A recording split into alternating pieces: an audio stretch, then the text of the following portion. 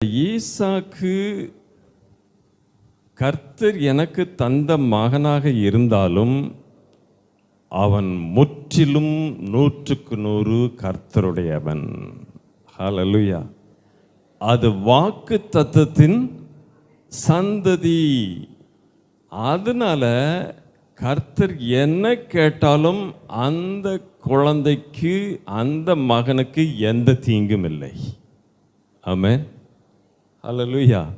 இப்படிப்பட்டதான் தேவனுடைய விசுவாசம். பாருங்கள், நாம் இப்படிப்பட்ட விசுவாசத்தை உடையவர்களாக இருந்தால்தான் நம்முடைய சந்ததி தலைமுறை தலைமுறையாக கர்த்தருடைய மகிமை அவர்கள் மூலம் விளங்குவதை நாம் பார்க்க முடியும். இந்த விசுவாசத்தில் நாம் அதிகமாக பெருக வேண்டியவர்களாக நாம் நினைச்சுகிறோம்.